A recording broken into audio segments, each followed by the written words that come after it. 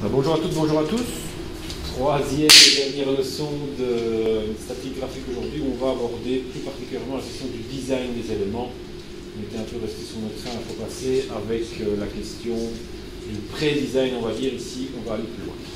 Alors très sommairement, rappel de ce que sont les treillis.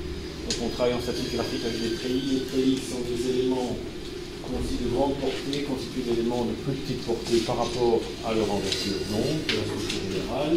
Ils sont composés de barres qui sont reliées entre elles par des nœuds.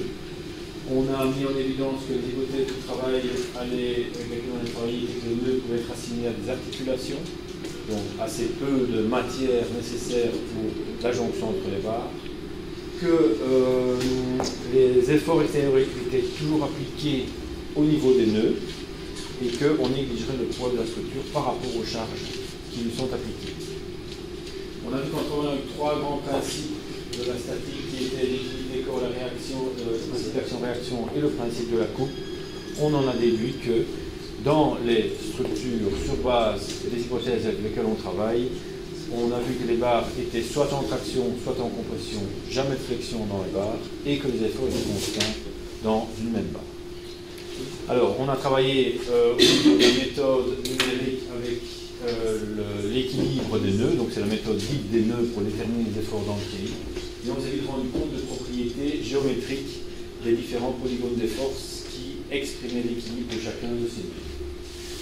Alors, ceci a débouché sur la méthode de la statique graphique, mise au point par Maxwell en Angleterre et Cremona en Italie, avec donc deux plans de travail différents, le plan de situation, le plan classique de l'architecte, et le plan des forces dans lequel une distance ne va non plus, comme dans le plan de l'architecte, représenter une distance, mais une distance dans le plan de force va représenter une intensité de force, intensité d'une charge extérieure pour la ligne des forces ou d'un effort interne pour les autres barres. Pour déterminer le caractère des efforts, donc traction ou compression, on se choisit un point dans le plan, un nœud dans le plan de situation. On tourne dans le sens logique passant d'une zone à l'autre en franchissant des barres dans lesquelles il y avait des efforts et en reportant ceci dans le plan des forces, en suivant le cheminement que prend l'effort, on parvient à en déterminer donc le sens, le caractère, traction ou compression.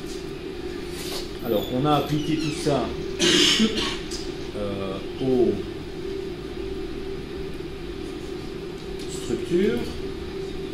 Donc, structure datant ici du 19e siècle, je dirais d'or de la statique graphique, puisque la statique graphique était donc une méthode qui lie la géométrie à la physique, et notamment pour la détermination des efforts internes. Alors, voici donc une coupe de 12 mètres de long composée de toute une série de barres de 2 mètres de long, grosso modo. Et en connaissant les charges extérieures, on va vouloir donc en déterminer les efforts internes. Via la théorie d'équilibre, on détermine les réactions aux appuis, première étape. Ensuite, on commence à rentrer dans le plan des forces au niveau du dessin de la ligne de chargement, donc les éléments verticaux. On a pris soin de définir chacune des zones extérieures à la structure par des lettres majuscules et chacune des zones intérieures à la structure par des nombres au niveau de la méthode. Puis donc on passe à la détermination des efforts dans les barres en se disant que l'effort dans la barre A1, dans cette barre-ci, va pouvoir être déterminé au niveau de la méthode en se disant que pour passer de la zone A à la zone 1, on franchit un effort qui est vertical, et pour passer de la zone H à la zone 1, on franchit un effort qui est horizontal. L'enjeu donc va être de positionner chacun de ces zones-là ici, représentées par des points dans le plan des forces, pour ensuite pouvoir alors déterminer, tracer les distances ici, les segments entre les points des différentes zones pour déterminer les efforts dans ces barres.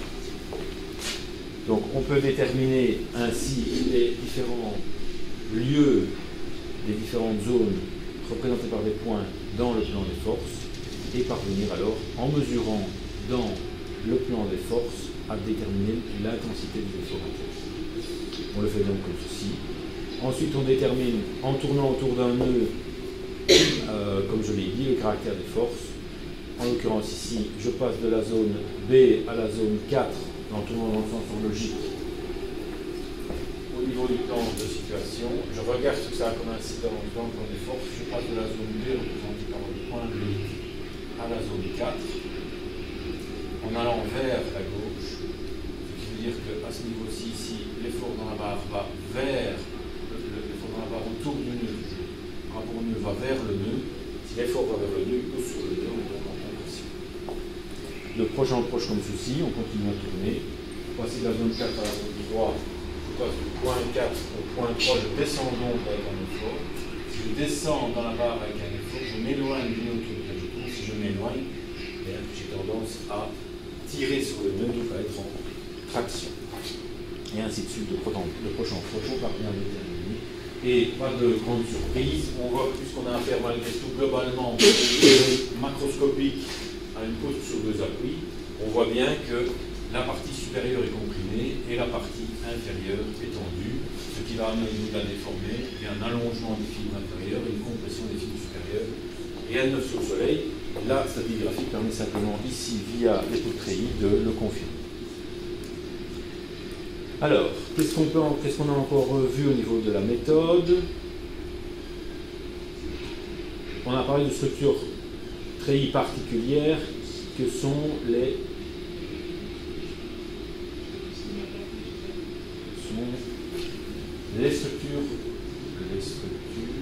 structures urbanées.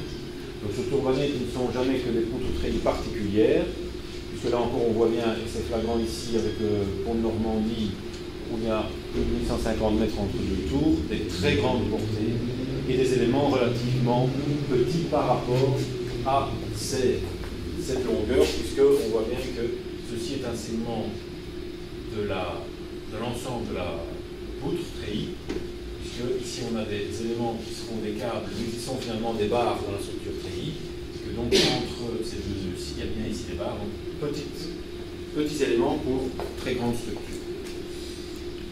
On a vu que la statique graphique nous permettait de montrer qu'entre le design de ce type-ci de structure urbanée, dite à rayon, puisque tous les nœuds partent d'un même point, ou en harpe, modèle en harpe, puisque là toutes les barres et les câbles vont être parallèles entre eux, eh bien ceci avait une incidence au niveau du design donc, de l'élément sur les efforts dans la poutre, et que tant pour la question technologique, pour marier technologie et réduction des efforts, la solution était la solution intermédiaire. On avait donc une répartition ici, puisqu'on a vu que la structure à rayon permettait d'avoir des efforts moindres. On le voit bien ici, les éléments de longueur sont plus courts que dans ce dessin-ci. Donc si les longueurs sont plus courtes, puisque les longueurs représentent des efforts, on va voir que les efforts dans la structure sont moins ici que là. Le souci dans cette solution-ci, c'est qu'on avait une très grande hauteur ici dans la barre, donc au niveau du flanc on avait relié, et qu'en plus on avait un souci technologique à ce moment-là pour fixer tous les nœuds. Donc on préférait les répartir pour aller vers la harpe, mais les répartir sur une certaine hauteur pour réduire la longueur de flanc et aussi pour éviter le souci technologique de placer tous les câbles dans la même chose. On a étudié une structure urbanée comme ceci, pour déterminer donc en fonction du design les efforts dans la poutre. On a aussi montré dans un exercice que quand on se donne un design particulier, évidemment les charges extérieures, on peut en déduire, donc ceci est le schéma simplifié, on peut en déduire donc les efforts internes, et alors aborder maintenant une réflexion sur le travail du design en fonction des efforts, puisque se dire que ici les efforts là sont cohérents, donc on a tous plus ou moins la même longueur, donc les mêmes intensités, sauf qu'on avait ici des efforts qui étaient très divergents. Et donc retravailler alors le design pour se dire, bien retravailler le design pour avoir des efforts là-dedans qui sont plus cohérents. Et donc passer d'un design à un autre ici, où on a quelque chose de beaucoup plus cohérent que ce qu'on avait juste ici précédemment au niveau du design. Je parle de la forme donc, ce qu'induisait et ce qu'induit au niveau des efforts internes. Alors on va pousser plus loin cette réflexion-là aujourd'hui du design en fonction des efforts internes.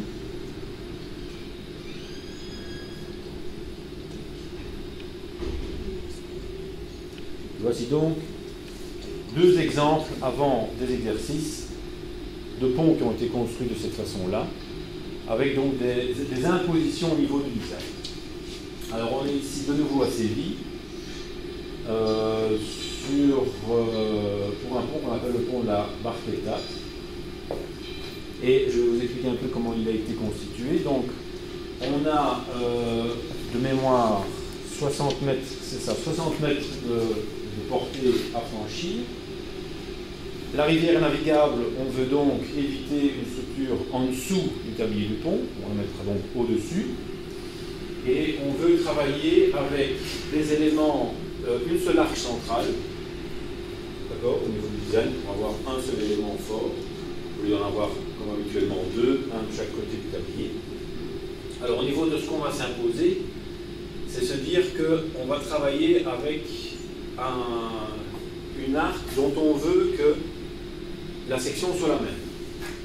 Ça c'est la volonté graphique, la volonté esthétique. Autre volonté esthétique, donc on est ici dans une boucle treillis, on ne veut pas qu'il y ait de diagonale dans le treillis. Deuxième et dernière imposition. Donc on comprend que normalement on travaille avec chaque fois des triangulations, ici on se dit non, pas de diagonale, je veux que, moi architecte, je veux que mon pont ait la même épaisseur d'une part, et pas d'éléments qui vont perturber au niveau de mon design, de mon esthétique, donc pas d'éléments que je définis perturbants comme étant ces éléments diagonaux. Alors, comment va-t-on faire ça? Donc, l'autre imposition qu'on a, et ça elle est donnée par la topographie, c'est non seulement les 60 mètres, mais aussi une légère pente, puisque la route arrive de ce côté-ci, repart de ce côté-là, au niveau de son tracé, et qu'il y a une légère diminution, ce qui donc impose ici le tracé et la pente du tablier de pont.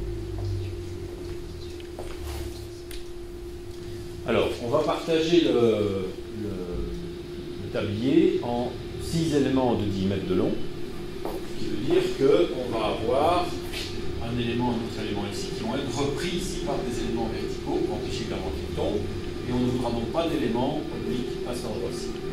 On ne connaît pas, donc tout ce qui va être à présent en pointillé, c'est des choses qu'il va falloir qu'on détermine au niveau de la direction. Donc on n'a pas la direction de ceci, on n'a pas la direction de cela ici, on ne la connaît pas. Donc on est là dans un travail qui est différent de ce qu'on faisait précédemment, où on avait une poutre qui était dessinée, qui était donnée, et où on cherchait les efforts internes. Alors, ce qu'on va se dire, c'est que l'effort dans la partie haute de la poutre, puisque la section, on veut qu'elle soit constante au niveau de son épaisseur, et ça implique, si la section est constante, que les efforts à l'intérieur peuvent être constants aussi pour que la structure travaille au maximum de sa capacité. Okay. Donc on se dit, l'architecte veut qu'on ait la même épaisseur partout, du côté alors, ingénieur, du côté stabilité, ça veut dire que la matière, puisqu'on veut travailler avec une économie de matière, ça veut dire que si la section est la même, les efforts peuvent être les mêmes partout. Donc on mise effort constant là-dedans. Donc, en fonction des dimensions voulues visuelles, on peut aller jusqu'à 3 MN dans la partie supérieure de la poutre. Ça, c'est une donnée qui découle de la volonté esthétique. Alors, on connaît le poids le poids propre et les surcharges du tablier du pont, ça c'est normé. Puisqu'on a des éléments on a 6 éléments de 10 mètres de long, on en déduit que, en fonction de la charge linéaire qui est de 60 kN par mètre, on en déduit donc qu'on a 5 forces de 0,6 MN, représentant chaque fois le poids de ces éléments-ci. Alors, on peut évidemment calculer les réactions thermiques très facilement. Que la structure étant symétriquement chargée et symétriquement portée, on dit que la moitié de tout ceci est porté par un appui et l'autre moitié par l'autre appui. Donc 5 charges de 0,6 MN, ça fait 3 MN en tout, 1,5 d'un côté, 1,5 de l'autre, puisque la structure est symétrique et symétriquement chargée. On a donc là terminé avec nos charges extérieures. Alors, tout le reste, ça sera des efforts internes. Donc on peut maintenant y aller de façon classique, avec les zones extérieures en tournant dans le sens horlogique, et les zones intérieures au niveau en partant d'une zone de la gauche vers la droite, en nommant les zones par des chiffres. On trace un premier point qui est le point A, et en tournant dans le sens horlogique autour de la structure, mais en remontant de 1,5 Nm suivant l'échelle graphique qu'on s'est donnée, on détermine le point B, puis le C, le D, le E, le F, le G, et on a terminé avec les charges extérieures. Alors maintenant, on va déterminer la forme et la quantité des efforts internes. Alors pour ça, qu'est-ce qu'on va faire? On ne peut évidemment pas y aller tout de suite comme on le faisait précédemment, en reportant en fonction du design ici les parallèles et déterminer alors les efforts internes. Là, il faut travailler autrement. Comment va-t-on faire? On sait que, donc deux choses, il n'y a pas d'éléments diagonaux, ça c'est sûr. Les barres vont partir de ces points-ci, là, là, là, là, et là, et là aussi. On s'est imposé ces longueurs-ci. Et on s'impose l'effort dans la partie supérieure de la poutre de 3 MN. Ça veut dire quoi? Ça veut dire que l'effort dans cette barre-ci, qui est la barre A1, vaudra 3 MN.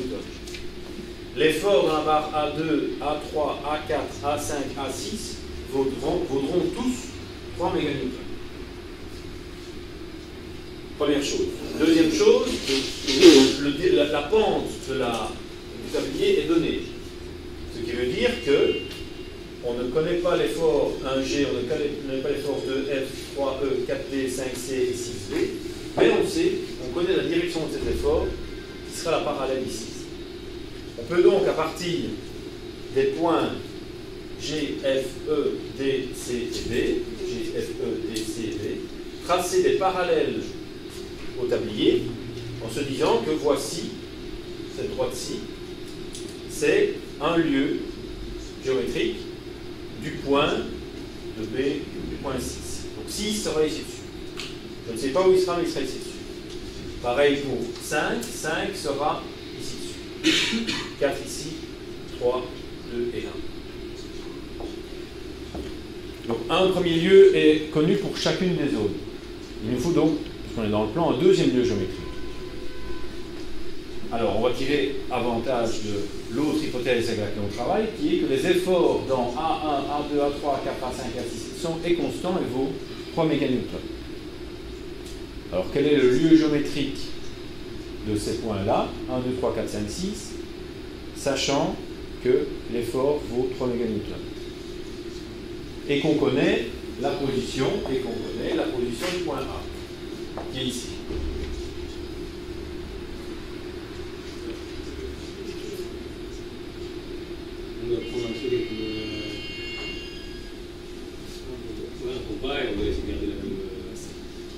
Donc quel est le lieu géométrique? Compas. Quelle figure on trace avec un compas? Un cercle. Tous les points qui seront situés sur ce cercle-là, partant du point A, sont égales à la distance du point A. Une distance dans le plan des forces, c'est l'intensité, puisqu'on sait que l'intensité dans la barre A1, A2, A3, A4, A5, A6 vaut 3 MN. On sait que 1, 2, 3, 4, 5, 6 appartiennent à celui-ci. On a donc un deuxième lieu géométrique pour les points 1, 2, 3, 4, 5, 6. On en a chaque fois un premier ici avec 6, 5, 4, 3, 2, 1 qui était là. Il suffit donc maintenant de se dire, à l'intersection des deux, de ceci on a le point 1. Alors si on a le point 1, ça veut dire quoi? Ça veut dire qu'on a l'effort dans cette barre-ci, en mesurant, mais on a aussi maintenant la barre A1 que voici. Et donc la barre A1, la direction de l'effort, et la direction de l'effort va induire le placement de la barre et la géométrie de la barre au niveau de son angle. On va donc pouvoir maintenant, sachant que la barre A1 part de l'extrémité du pont, tracer la première barre du pont, sans savoir jusqu'où elle va, puisqu'on ne connaît pas sa longueur. Alors, que va-t-on pouvoir faire d'autre? Faire la même, donc déterminer évidemment, mesurer les efforts et les reporter dans le plan de situation. Et on va faire maintenant la même chose pour le point 2. En traçant maintenant l'intersection entre le cercle et F2, parce que F2 croise cette barre-ci dont on connaît donc l'angle qu'on a reporté ici. On va donc déterminer ce point-ci, tracer le rayon et tracer aussi maintenant la barre 1,2. Alors ceci va avoir son importance puisque la barre 1,2 c'est celle-ci. On sait qu'elle passe par ce point-là et on va donc pouvoir, en la traçant, trouver l'intersection et donc la fin de la barre à 1 aussi. Et ainsi de proche en proche, déterminer, tracer le design du pont, où finalement, on a bien pas de barre oblique, comme c'était voulu, des barres dans lesquelles un partie supérieure de la poutre, dans laquelle on a bien la position de 3 méganewtons, et alors le design de la position de ceci, qui, on s'en rend compte, est relativement harmonieux, puisqu'on a quelque chose qui vient avec un angle qui va en variant de façon régulière. Donc c'est comme ça. Alors après on détermine évidemment le caractère des efforts. Donc en tournant autour d'un nœud, on en déduit de proche en proche pour chacun des nœuds que la partie supérieure est en compression, le tablier en traction et les différents éléments en traction aussi. Ce qui veut dire qu'alors, là on va pouvoir avoir un élément dont on s'était donné l'épaisseur ici et donc l'effort de 3 méganewtons, mais ceci étant en traction, on a quelque chose de très léger. Donc, au lieu d'avoir une poutre treillis où on a des grosses barres un peu partout, là on va avoir quelque chose d'épais ici au-dessus, qui travaille au niveau de ses efforts internes au maximum de ses possibilités, donc structure efficace, et ceci ici extrêmement fin. Donc c'est bien comme ça qu'a été construit ce pont, je vous le remonte. Voilà, c'est bon. Donc, mais l'épaisseur partout et des câbles à ce niveau aussi qui vont de façon harmonieuse passer d'un certain angle à son symétrique de l'autre. Les câbles ils sont alignés. Les câbles sont tous alignés ou ils ont à chaque fois un décalage? Ils sont tous alignés. Il n'y a pas un problème en niveau comme ça? Effectivement, il y a un problème ici de torsion. Il pourrait y avoir un problème de torsion. Pour résoudre ça, il faut donner une certaine épaisseur ici au niveau du pont, du caisson, et effectivement qu'il se tord. Et bien le porte posé ici à l'extrémité. Alors, pour éviter aussi que le pont ne bascule, évidemment, ils l'ont dédoublé ici. Okay. Et donc ça a un côté gracieux et stable. Voilà. Alors, donc, comme je vous l'ai dit, ces méthodes-là sont toujours utilisées aujourd'hui au niveau du design. Ensuite, on passe évidemment à des cas beaucoup plus complexes, puisque, je vous l'ai dit la fois passée, il faut pouvoir résister aux vibrations, au fait que les cas de charge sont infinis, puisque un camion peut passer, enfin, le pont peut tenir sans voiture, un camion peut se déplacer, donc chaque fois que le camion se déplace, c'est un cas de charge qui est différent. Une partie du pont peut être en chantier, donc fermé, et l'autre chargé de voitures à l'arrêt parce qu'il y a un embouteillage. Tout ça, c'est des cas différents, il faut pouvoir les étudier, plus les cas de vibration, les forces horizontales, etc. Alors, deuxième pont étudié. Donc, on a travaillé ici avec un pont en dessous duquel on pouvait naviguer. Donc, la structure devait se passer au-dessus du tablier du pont. Ici, on va travailler avec un pont, une structure qui sera positionnée en dessous du tablier du pont. Alors, on est en Suisse et le défi était de franchir une rivière de 37 mètres une portée de 37 mètres. Donc, rien, je dirais, d'exceptionnel au niveau de la longueur. Alors, la volonté de l'architecte était de travailler avec du béton. Maillard est un ingénieur qui a beaucoup travaillé avec le béton et qui était fort innovant dans ce matériau-là. et il voulait travailler avec un béton qui avait des capacités de résistance données, mais il voulait travailler ici au niveau de son pont avec une épaisseur là aussi constante. Épaisseur constante et largeur constante. Il voulait travailler, il voulait que la structure soit la plus efficace possible et donc que le matériau travaille aux limites de la mission, avec évidemment tous les coefficients de sécurité requis. Il s'est donné une autre imposition, c'est que esthétiquement, il voulait donc que son arc ici en dessous vienne et que le segment qui soit là soit tangent au niveau du pont avant de repartir. Donc au niveau du milieu du pont. Alors, pour rejoindre l'arc qu'il dessine ici, donc qui sera décomposé en différents segments, et le tablier du pont, il utilise des murs verticaux. Là aussi sans diagonale, etc., il n'en veut pas. Et il vient poser alors ensuite les différents éléments du tablier. Alors, au niveau des données, on a donc 99 pieds à franchir. Il partage ça en 9 segments. En fonction des poids propres et des surcharges connues, ça lui donne des charges de 120, donc on est en unité anglo-saxonne, donc des 120 kips. Et la charge, le béton au niveau donc, de son arc ici, a une capacité de 800 au niveau de la contrainte maximale admissible. Alors, il connaît il se donne donc les épaisseurs. Donc on va passer sur les détails, les détails de calcul, l'important c'est le raisonnement.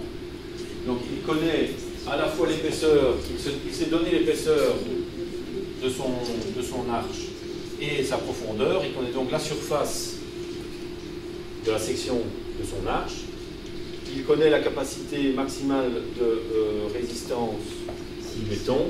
Donc en multipliant cette surface par la capacité maximale, il obtient la quantité de force maximale de contrainte de 1229 au niveau de l'effort interne dans son arc ici, à n'importe quel élément.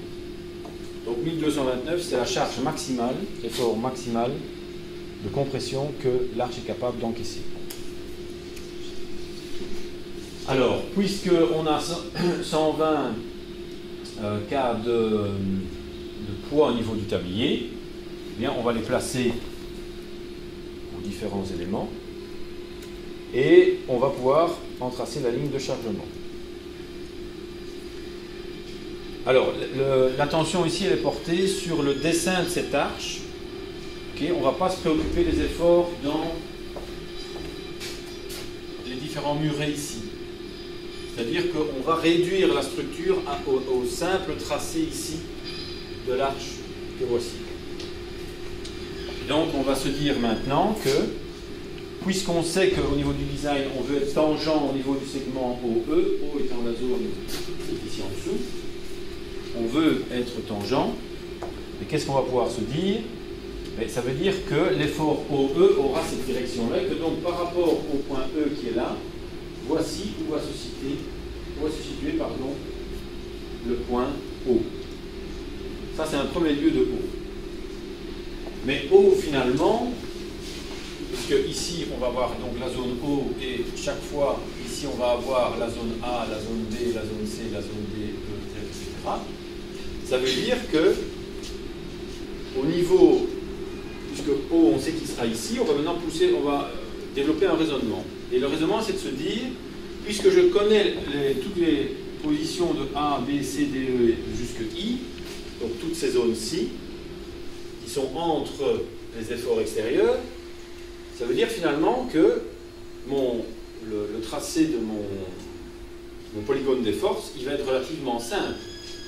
Il va, à partir du moment où je me donne O, suffire de tracer ces droites-ci et de déterminer ainsi les directions des différents éléments. Donc, puisque j'ai ici mes zones A, B, C, D, entre ce point-ci et ce point O, je vais donc avoir ce segment-ci, que je vais pouvoir reporter ici. Ça veut dire que voilà donc le type d'élément auquel on va avoir affaire au niveau du polygone. Ce sera de ce type-là. Et c'est là maintenant qu'il faut développer la réflexion de se dire, attention, on sait que dans le tablier du pont, l'effort maximal admissible est de 1229. Donc 1229, ce sera un de ces éléments-ci. D'accord? Ça veut donc dire que le point O qui se déplace ici, eh bien, il va devoir être trouvé là-dessus en se disant, attention, le plus long des rayons de cet élément-ci devra être 1229. Les autres seront plus petits, puisque le béton n'est pas capable d'encaisser plus de 1229 kips au niveau de l'intensité de l'effort interne. Et donc ce qu'on va faire, c'est qu'en se disant que quand on regarde ces rayons-ci, qui sont donnés en fonction d'abord de la pente qu'on a ici, comme premier lieu, et puis tracée, et des intensités qui sont ici, on voit dans ce dessin-là que le rayon le plus long, c'est celui-ci. Et que donc c'est celui-là qui vaudra 1229. Tous les autres efforts à l'intérieur de l'arche seront plus faibles. Et donc ce qu'on va faire, c'est qu'on va tracer à partir du point A un arc de cercle qui va couper cet élément-ci ici, fixer le point O à cet endroit-là, et puis alors ensuite simplement tracer les différents éléments. Le voici. De proche en proche, en commençant par, je le reprends ici, par l'extrémité. Donc voilà, je pars de là. Ça, celui-là, je le connais, je sais où sont les deux extrémités. Et je vais donc maintenant pouvoir placer à partir de celui-ci. Je ne sais pas où je vais commencer ma structure à ce niveau-là. Par contre, je sais qu'elle doit passer par ces deux points-là. Je vais donc pouvoir tracer maintenant le point D et le point F, et puis le prochain proche C et G, et terminer ainsi le tracé de mon arche. Donc je trace DO, je le porte à l'extrémité sur le plan de circulation de ceci, et là j'ai l'autre extrémité. Et de proche en proche comme ça, parvenir à déterminer le tracé du design. Alors, vous voyez donc là ce à quoi on arrive. On a bien respecté les consignes de base. Les charges extérieures sont connues, évidemment, n'ont pas bougé. Les efforts internes sont maintenant donnés et le tracé est donné aussi. On a remonté les éléments verticaux pour reporter les différents éléments du pont correspondant au poids qui était là au-dessus. Et on a bien un effort maximal de 1229 kips dans le pont. D'accord? Donc ceci en fonction des impositions qu'on s'était données, de ne pas avoir d'éléments obliques ici, de partager l'ensemble en 9 segments et d'avoir un effort maximal de 1229. En fonction de ce qu'on se donne comme contrainte, on a un design qui répond à ces contraintes-là, qui est le plus efficace possible. Alors, on est ici avec un arche qui travaille en compression. Le symétrique de l'arche qui travaille en compression, on pourrait avoir la même structure, où là, on est en traction pure, et on est donc là dans un tracé de funiculaire, de fils, qui pendent et qui vont reprendre ceci. C'est comme ça qu'a été fait le Golden Gate Bridge, tout le pont en funiculaire, et où, par rapport aux structures aubanées, je vous rappelle que c'était des haubans, donc des câbles qui n'avaient pas la même pente, là, dans les ponts comme le Golden Gate, où l'équivalent de ce pont de Maillard, mais placé via un câble, c'est que les câbles sont verticaux. Donc on a un câble principal, et on a des câbles secondaires qui vont supporter le tablier du pont. C'est comme ça aussi que ces ponts, comme c'est le Golden Gate,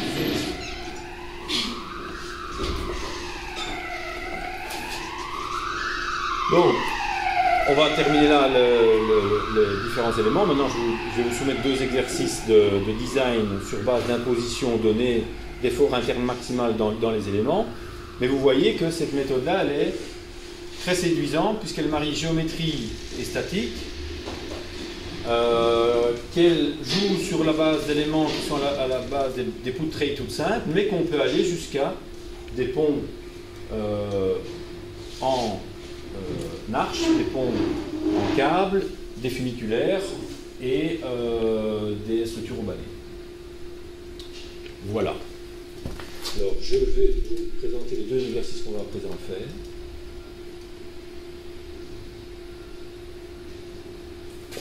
Celui-là.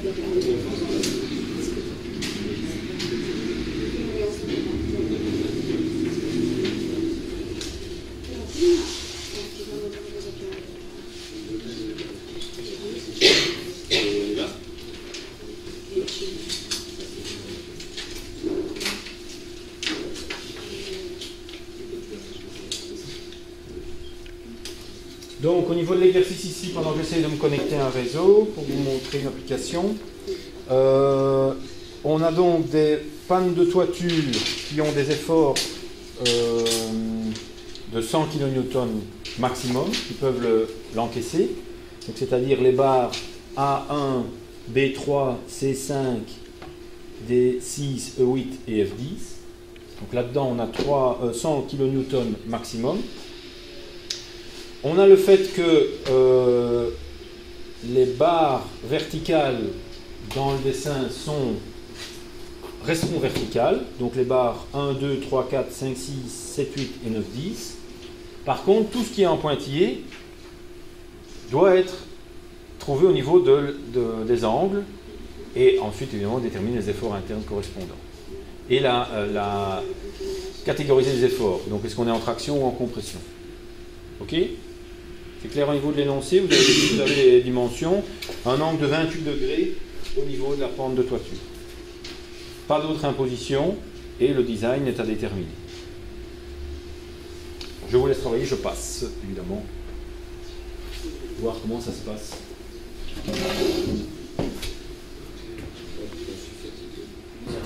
Yes. Alors, je vais vous montrer ici un petit outil donc, qui est disponible sur Internet, très pratique. Donc le lien est repris ici, vous le voyez dans la ligne de rentrée du site. Donc ça a été développé par le MIT.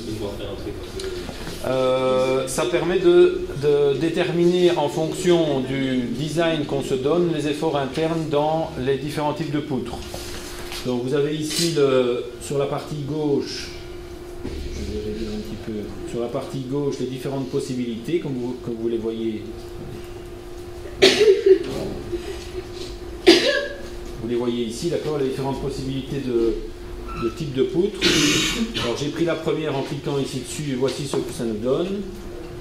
Et ça nous permet donc de déterminer en fonction directement, en fonction du design qu'on se donne, les efforts internes dans la poutre et le polygone des forces. Alors l'avantage c'est que c'est interactif, c'est-à-dire que si vous vous dites mon design je le change, je réduis la hauteur de ma poutre, tout de suite on voit l'incidence que ça a sur les efforts internes et donc on voit bien que plus la hauteur de la poutre va être grande, plus les efforts dans le polygone vont être petits. Okay. A l'inverse, plus la portée sera grande, et bien plus les efforts vont augmenter. On voit bien que ici les longueurs de A1, C1 et B, je crois que non pas B, 1, B augmentent et donc évidemment le summum étant arrivé quand je descends, je fais les deux, j'augmente la portée et je diminue la hauteur de la poutre. Voilà l'incidence que ça a. Alors, on ne peut pas rentrer des données, mais on peut par contre faire varier aussi l'intensité de la poutre. Vous les voyez ici, d'accord, je varie, je peux même commencer à les faire tourner. Bon, ça, mais donc oui, tu peux, par exemple, si tu dis ici que tu as une porte verticale de 75, tu fais bouger ça jusqu'à arriver à 75 et c'est bon. Alors, on peut aussi y aller dans des poutres plus complexes, par exemple, ici, une poutre treillis sur deux appuis, donc la voici ici. Alors ce qui est bien aussi, c'est que ça donne automatiquement la hauteur, une idée de l'épaisseur ici des éléments, puisque plus c'est gros, plus ça correspond à des efforts qui sont importants. Et voir là aussi que ce que ça a comme incidence, si je fais varier par exemple la position des points d'appui, ce que ça a automatiquement comme incidence sur les efforts internes. Et là aussi, si on commence à changer la hauteur, voilà, ce que ça a comme incidence au niveau des éléments. J'en fais tourner une, voilà. Vous voyez, il y a moyen de s'amuser. Alors, il y a moyen de s'amuser aussi en travaillant avec une poutre. Donc, un jeu où la quantité de matière est calculée. Donc là, ça va déjà plus loin, c'est pour travailler avec des efforts, des poutres les plus légères possibles. Et vous vous rendez compte. Donc ici, on a le poids total pour cette configuration aussi en fonction des charges données de 1980 m3. On peut commencer évidemment à s'amuser et à se dire, si j'augmente par exemple l'âme ici, qu'est-ce que ça va avoir comme incidence sur la quantité de matière et se rendre compte que eh bien, là, plus on monte évidemment ici, plus on va avoir quelque chose d'efficace, pour autant qu'évidemment on se calque, on en a l'intuition sur l'effort, sur les moments maximum. C'est un truc qu'on peut accéder aussi. Oui. Vous avez tapé quoi sur Internet pour... Mais le lien, je lui ai envoyé à elle, mais je vais vous l'envoyer tout de suite à vous tous, comme ça vous l'aurez sur votre ordinateur. Ok. Ça va ? Qu'est-ce que je peux encore vous montrer par rapport à ça ? Bon, il y a moyen de faire des... il y a plein de choses, on peut commencer à jouer avec différents éléments, vous voyez, il y a moyen de s'amuser. En fonction du type de poutre avec lequel on va travailler. Et alors, ce que ça permet aussi de faire, et ça c'est un outil qui est apprécié par les premières années, c'est de déterminer directement en fonction des différents cas de charge. Alors, je vais réduire, s'il veut bien. Non, il ne veut pas. Je ne comprends pas pourquoi, mais bon. Voilà, ça y est. Ici, vous avez donc, en fonction des différents cas de charge, le diagramme des efforts tranchants et le diagramme des moments. Pour des charges ponctuelles, des charges réparties, des charges réparties constantes et des charges réparties triangulaires. Alors on voit bien que, évidemment pareil, si on change les positions ou les intensités, tout ceci se calcule automatiquement. Et vous avez donc une idée ici de pour une charge donnée, comment il faut, et une longueur de poutre donnée, où il faut placer les appuis pour réduire les efforts internes. Vous le voyez ici, regardez les efforts internes dans la poutre sont minimum quand on place les appuis plus ou moins à 1/5 de chaque côté et 3/5 du reste. C'est gadget, mais ça vous permet de vérifier quand vous faites des efforts internes, mais ça c'est plus pour les premières années, si effectivement ça colle et de comprendre pourquoi les allures changent en fonction des cas de charge ou de la position des appuis pour une poutre de même longueur. Voir si on change évidemment l'intensité des forces, ce que ça a comme incidence sur le tracé. Voilà, je vous laisse vous amuser avec ça. Je vous envoie donc à tous le lien à l'instant, comme ça, vous le recevez automatiquement. Je vous laisse vous plonger, je passe dans les bancs pour vous aider au niveau du design. Donc j'ai maintenant comme point connu tous les points extérieurs et les points intérieurs 3, 3 et 5. Il me reste donc finalement 2 points à placer, j'ai fini. Ces 2 points à placer, c'est 2 et 4. Est-ce que je vais avoir des problèmes pour placer 2 et 4 je sais que 2 est limitrophe à 3. 3, je le connais. Le souci, c'est que je ne connais pas la pente de ceci. Donc, ça m'ennuie. Je ne vais pas pouvoir partir de là directement. Mais je sais que donc, à partir du point 3, je vais donc avoir un lieu géométrique qui est un faisceau de droite comme ceci, qui tourne autour de ce point-là. Je ne sais pas comment il va être, puisque ceci va dépendre de comment va être cette barre-ci. Mais, j'ai une autre information. L'autre information, elle vient du point 1. À partir du point 1, je trace une verticale, et je sais que 2 sera sur cette verticale. Puisque l'effort dans la barre 1, 2, eh bien l'effort vertical, ça nous est imposé. Donc du point 1, je trace une verticale, et je sais, certainement, je suis sûr, que le point 2 est sur cette droite-là. Donc si 2 est sur la droite verticale, et qu'en même temps il appartient à une droite comme ceci, et automatiquement, même si je ne connais pas la pente de la droite, automatiquement, puisqu'il doit être appartenir à 2 droites, il est confondu avec 3. Donc 2 égale 3. Dans le plan des forces. Si 2 égale 3, l'effort dans la barre de 3 est nul. Si l'effort dans la barre est nul, la barre sert à rien. Donc on ne met pas la barre. Donc la barre ici, 2, 3, vous le voyez qu'elle a disparu. Alors, maintenant je vais commencer à dessiner ma poutre. Je peux faire la même chose avec 4. Donc, pour positionner 4, je sais qu'à partir de 3, elle sera sur une verticale. À partir de 3, elle sera sur une verticale, ça j'en suis sûr. Et je sais qu'à partir de 5, elle sera sur... Enfin, elle sera sur un segment qui partira de 5, mais dont je ne connais pas la pente. Si elle est sur cette droite-là et qu'elle est sur une de ces droites-ci, elle est automatiquement en 5. 4 est avec 5. Toutes mes zones sont fixées, maintenant je peux dessiner. On pouvait déjà commencer à dessiner, mais faisons-le d'une part et puis ensuite d'autre part. Parfois vous allez être bloqué et vous devrez dessiner pour retourner dans votre polygone, mais pas dans ce cas-ci. Et donc qu'est-ce qu'on fait? Ma barre 1A, elle est connue, pas de problème, je ne sais pas dessiner. Ce que je ne sais pas dessiner, c'est 1G. J'ai une barre 1G qui est là. J'ai une barre 2G, j'ai une 4G. Donc 2G, je trace 1, pardon, que voici. Je reporte la parallèle à partir du point dont je vais arriver au point, dans un point de la barre où physiquement je sais qu'on va s'accrocher. Autrement dit là. Je trace la parallèle et quand je rencontre la verticale, puisque je sais que ma barre 1, 2 est verticale mais je n'en connaissais pas la longueur, à l'intersection des deux, j'ai ce point-ci. Donc je peux dessiner ceci. Okay. J'ai donc maintenant ce premier triangle qui est connu. Je ne connais pas la longueur de cette barre-ci, mais je vais maintenant pouvoir me dire que, attendez, 2, 3, le 3 dont on a dit qu'on n'existait pas, par contre, voilà, maintenant, pour passer de 2 à G, qu'est-ce que je fais? Le dessiner, je regarde où est 2, je regarde où est G, je trace, je reporte la parallèle à partir d'un, et je l'amène à un point, donc par lequel je sais que la barre de G va passer, autrement dit, ce point-ci. que je viens de déterminer au niveau du design de proche en proche en commençant par là. Et ainsi de suite, on va tracer notre poutre et on la fait en cinétique. C'est comme ça que Robert Maillard, sur base de ces hypothèses-là, a tracé, dessiné ceci. Qui peut paraître, quand on voit une poutre comme ça, et se dire, mais pourquoi il a fait ça comme ça? Quel est l'intérêt? Alors, est-ce que c'est beau, est-ce que c'est pas beau? Moi, je trouve une certaine grâce. Et quand on sait qu'il a dessiné ça pour se dire, j'ai ici une poutre dont je sais finalement qu'elle va à la même section, parce que dans une poutre très lisse, ben, c'est relativement facile d'avoir ces éléments-là. On sait qu'ils ont la même longueur. Qu'ils ont la même longueur, ben, les commander de même section, c'est pratique au niveau du marchand. Hein. Alors, vous mettez 6 barres de telle longueur, c'est facile.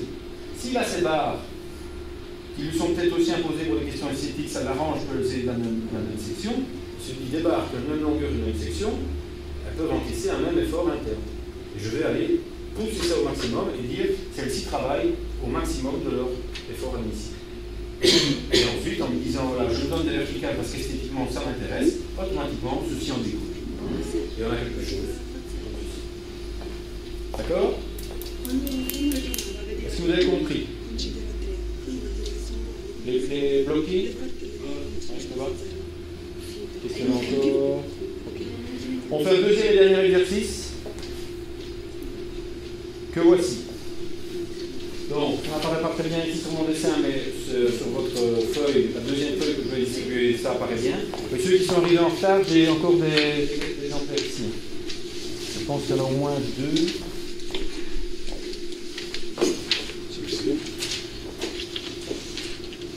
C'est l'heure de d'abord faire l'équilibre. Bon, celle-ci ici, peut-être pas. C'est plus facile, parce que là, en fait, tu as toutes les charges extérieures, donc ta ligne de chargement va être connue facilement. Alors, ici, qu'est-ce qu'on se donne? On a la géométrie globale. Donc, on sait que la poutre a une longueur de 12 mètres. Horizontalement, elle a un débord de 12 mètres. Et elle a une hauteur entre les deux ancrages de 6 mètres. Alors, on sait que la partie inférieure de la poutre, maintenant, on a travaillé avec la partie supérieure sur les hypothèses avec ici la structure de Maillard. On va maintenant travailler avec une poutre qui sera au niveau de ces éléments inférieurs, tous horizontaux. Et l'effort dans chacune des barres est le même et vaut 100 kN. D'accord? 100 kN en horizontal. On ne sait pas comment seront toutes les barres en pointillés, mais on sait que les barres 2, 3, 4, 5, 6, 7, 8, 9 et 10, 11 seront verticales. À vous de jouer maintenant pour me déterminer les efforts dans la poutre et le design de la poutre.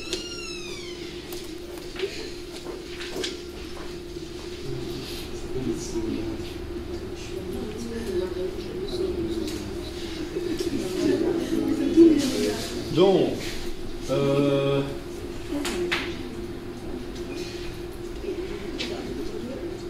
je vais pas. Ouais, on va le refaire comme on a fait juste avant. Hein. Donc voilà ce à quoi on arrive. Alors, comment est-ce qu'on est arrivé à ça? On le fait ensemble. On se donne un point A. On tourne dans le sens horlogique. Et pour passer de A à B, on descend de 20. De B à C, on descend de 20. De B à C de 20. De C à D de 20. De D à E de 20. De F à G de E à F et de F à G. On a donc là tout ceci qui est placé. Ensuite, on se dit, donc ça c'est pour les forces extérieures. On va avoir une force extérieure ici horizontale et on va avoir là une oblique. Et pour le moment, on ne sait pas où ça est. Donc on est un peu bloqué. Donc on sait que H sera sur une horizontale, mais on ne sait pas où. Bon, on a deux impositions en plus dans l'énoncé. C'est que les barres, toutes les barres ici sont bien horizontales et savent encaisser une force de 100 kN. Si on veut travailler avec une structure la plus efficace, on va donc aller se dire qu'on a effectivement, on va avoir dans une structure finale des efforts qui vaudront 100 kN, ce qui veut dire, traduit dans notre langage stratigraphique, que 2G sera un segment horizontal dans le plan des forces, qui aura une longueur au niveau de l'effort interne de 100 kN. 4G sera horizontal et aura une longueur de 100 kN. De même que 6G, 8G, 10G et 11G. Donc tous ces segments partiront de G, seront horizontaux et vaudront 100. Autrement dit, à partir de G, un point à 100, et là-dedans, j'ai 2, 4, 6, 8, 10 et 11 qui sont confondus. Ok? Jusque là, je suis toujours dans l'énoncé, j'ai encore rien fait. Donc j'ai juste une barre horizontale ici, j'ai ceci qui est vertical et ça qui est horizontal. Maintenant, je rentre dans le raisonnement suivant. Pour continuer, je me retourne vers mon énoncé. Mon énoncé me donnait une dernière donnée, une troisième et dernière donnée, qui était que toutes ces barres-ci, donc 2, 3, 4, 5, 6, 7, 8, 9 et 10, 11, sont verticales. Bon. Puisque j'ai 10 et 11, je les connais, ils sont confondus, la barre entre 10 et 11, elle est inexistante puisque les deux points sont confondus. S'ils sont confondus, ça veut dire que dans la barre 10, 11, l'effort est nul. Si l'effort est nul, puisque je veux la structure la plus efficace possible, la barre n'existe pas. Donc mon point, il faut maintenant que je place mon point 9, point suivant, puisque 8 est connu, 10 est connu, et E est connu. Donc 9, il va facilement être trouvable. Comment est-ce que je fais?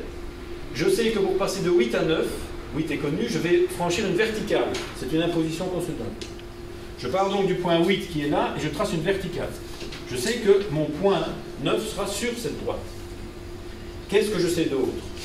C'est que pour passer du point 10 au point 9, je serai sur une droite qui passera par le point 10. Je ne sais pas quelle sera la pente de cette droite, mais je sais qu'elle passe par ce point-là. Donc je vais avoir comme lieu pour le point 9, en partant du point 10, un faisceau de droite comme ceci. Je ne sais pas comment va être la droite, mais je sais qu'elle sera comme ça. L'intersection entre ce faisceau de droite et la verticale, qui est l'autre lieu du point 9 en partant de 8, c'est donc l'intersection, c'est donc, encore une fois, ce même point qui est ici. Autrement dit, 8 est confondu avec 9. Si 8 est confondu avec 9, l'effort dans la barre est nul. Puisque je veux la structure la plus efficace possible, je fais sauter ma barre qui n'a aucune raison d'être. Je continue. Je vais maintenant placer 7. 7, je sais qu'il est sur une verticale en partant de 6, puisque ça m'est imposé par l'énoncé. Je trace ma verticale à partir de 6. Je sais que 7 va partir du point 8 à partir d'un faisceau de droite. À partir de 8, qui est aussi ce point-là, un faisceau de droite, que voici, je ne sais pas quelle est la pente de la droite, mais ce qui est sûr, c'est que toutes les droites qui passent par le point 8, l'intersection avec la verticale, passant par le point 6, c'est encore une fois le même point. Et donc, 7 va être confondu avec 6 et 8. Si 7 est confondu avec 6 et 8, je fais sauter ces barres-là. Et ainsi de proche en proche, on en arrive au fait qu'on n'a plus aucune barre intérieure.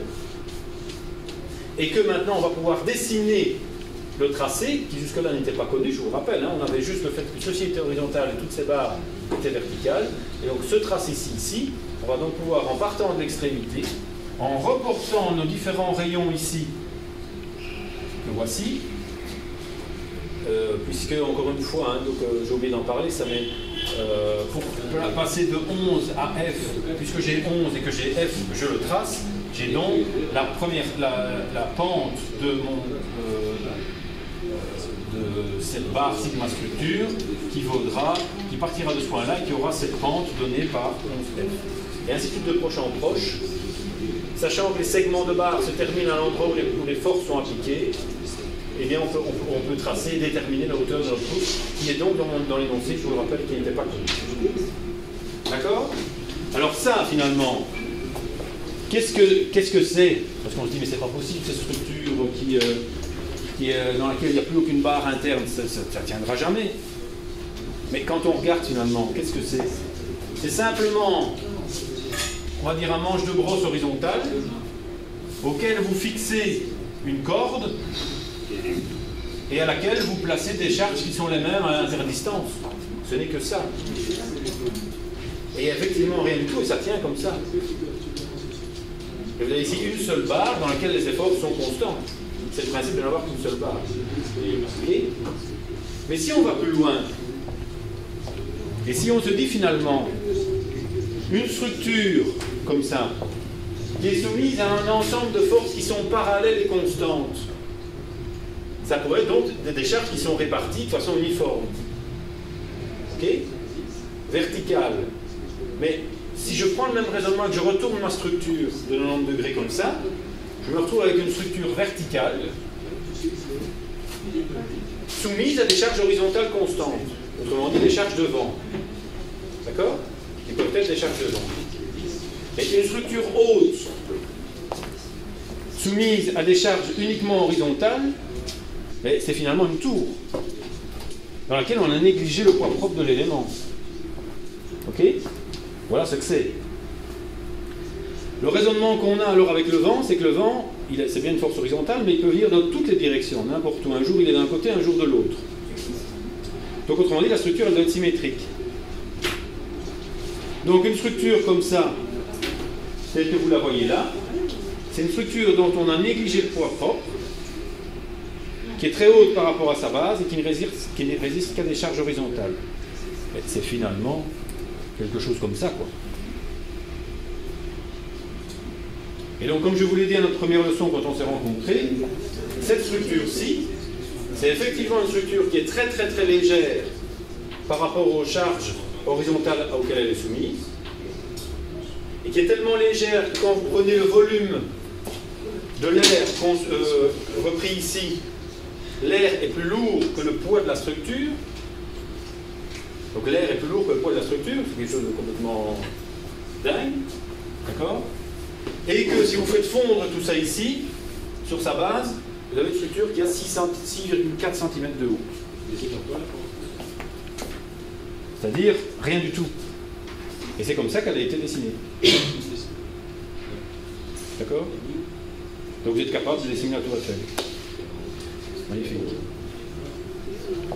Voilà. Là, on va vraiment en arrêter avec la statique graphique. Je peux donc vous appeler tous Gustave maintenant. On va en rester là. Alors, j'avais une mise à niveau prévue en descente de charge, mais je vous propose que vous veniez me voir si vous avez des soucis en descente de charge, puisque ça, c'est quand même quelque chose que vous avez tous vu en première, réappliqué en deuxième. Et à part nos amis Erasmus qui n'ont peut-être pas vu ça, mais les autres le savent. Donc si vous avez des soucis, n'hésitez pas à me contacter et on prendra rendez-vous. Pour mes étudiants, mais ça on a déjà pris rendez-vous, on est là après-midi et on se voit aussi mardi après-midi. Donc pour tous les autres qui ont des soucis de descente de charge, vous venez me voir et on fait ça ensemble. Ou cet après-midi, ou mardi après-midi. Voilà. On se voit cet après-midi à 14h. D'accord? Pour mes étudiants, pour les étudiants de Gérard aussi. Et je crois que Michel Provost il vous a envoyé un mail pour dire qu'il serait là, il me semble, à 14h30. Mais je peux peut-être me tromper. Denis Delpierre, on a dit 14h aussi, à mon avis. Mais oui, non, il a dit 16h. À 16h, il a dit 16h, il a dit. Ah, ok, alors ça, c'est autre chose. Ça, c'est il a pris rendez-vous avec vous. Voilà, est-ce que vous avez des questions par rapport à ça? Avant de clôturer.